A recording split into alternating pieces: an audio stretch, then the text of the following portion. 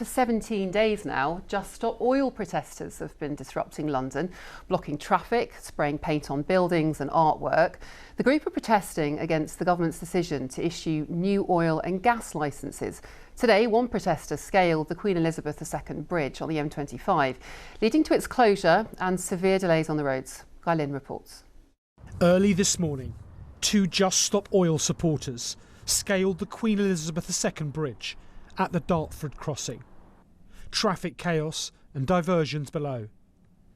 Those behind the latest wave of this controversial action, now into its third week, say they're protesting against new government oil and gas licences. For them, that's meant chucking tomato soup at a Van Gogh painting, and on Sunday, gluing themselves to the road in Park Lane, before the spraying of a luxury car showroom. At another protest in Shoreditch, angry members of the public took to removing protesters themselves. Hundreds of protesters have been arrested as these controversial protests rumble on. It's London, which once again is being particularly badly affected.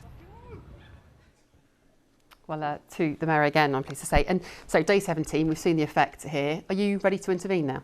Well, it's a few things. Firstly, I support the importance of tackling climate change. I support protest. It's the cornerstone of our democracy, but it's got to be peaceful, lawful and safe. I do not support what Just Stop Oil are doing across our city. You know, they claim to be against carbon emissions, but having a 1 to 2 hour tailback this morning leads to more carbon emissions, more particulate matter, more nitrogen dioxide, bad for air quality and bad for the environment. So Transport for London have applied to the High Court for injunctions. So those injunctions are in train, because that is something that the Met say they feel they've had their hands tied because they haven't been able to pursue the injunctions. They want more power. This is happening then.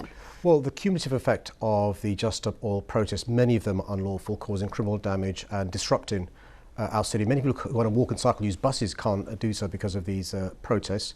And so the High Court will make their decision. If they grant the injunctions, it will mean anybody who breaches the injunctions could be breaking the law and the police will be able to take action.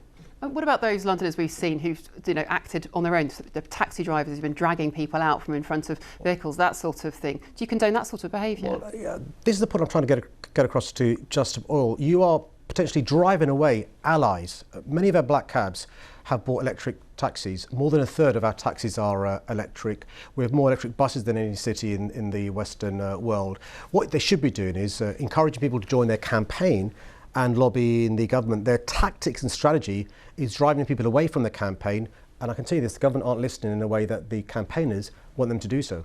OK, thanks very much on that for now.